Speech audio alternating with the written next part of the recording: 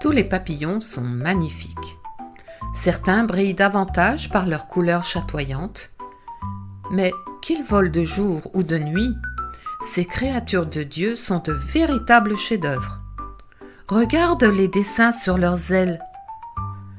Des dentelles naturelles, des formes étonnantes, parfois là pour tromper les oiseaux.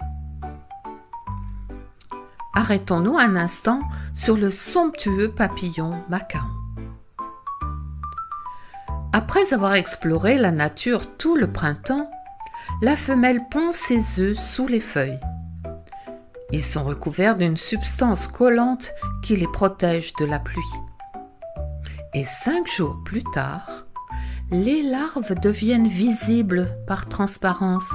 Elles bougent. Puis vient l'éclosion. La chenille minuscule dévore la membrane de son œuf. C'est son tout premier repas. Elle débute sa vie en mangeant, et en mangeant encore et toujours. Elle grandit rapidement, de 2 mm à près de 5 cm.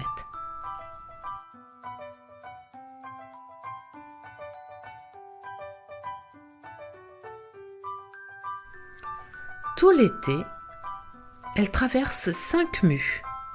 Elle change de peau, de couleur, de motif, devenant de plus en plus belle.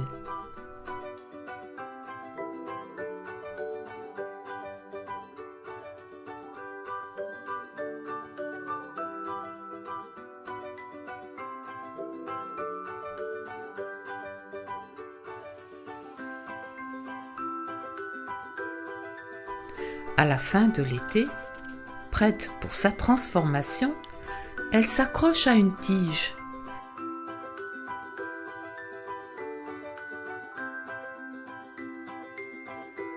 Se suspend grâce à des fils de soie solides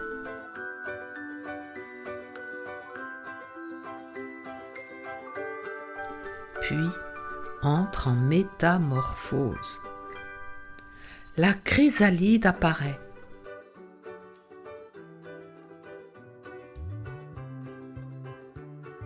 Prenant la couleur de son environnement pour se camoufler. Pendant tout l'hiver, elle reste immobile. Et pourtant, à l'intérieur, un miracle se produit.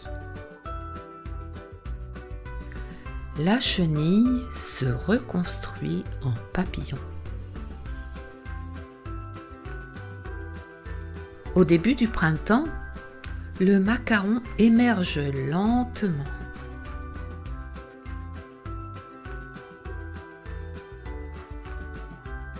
Fragile, il attend que ses ailes durcissent avant de s'envoler et de profiter de cette nouvelle vie.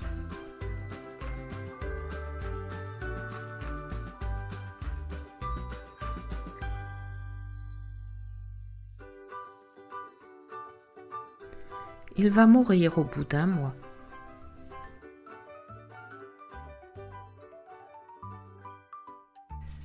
Savais-tu que la Bible parle aussi d'une nouvelle naissance? Un chef religieux, nommé Nicodème, a demandé à Jésus comment il faisait de tels miracles. Jésus lui répondit : « En vérité, personne ne peut voir le royaume de Dieu s'il ne naît de nouveau. » Mais qu'est-ce que cela veut dire, renaître?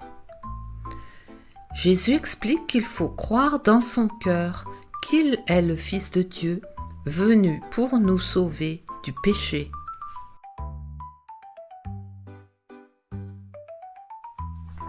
C'est Jésus qui transforme et qui fait toutes choses nouvelles.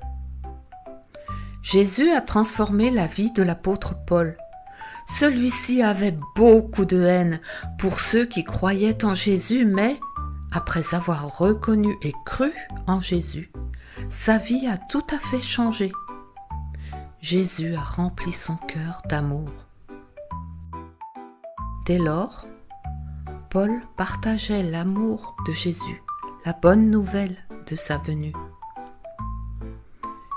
Il écrit : « Si quelqu'un est en Christ, il est une nouvelle créature. Les choses anciennes sont passées, voici, toutes choses sont devenues nouvelles.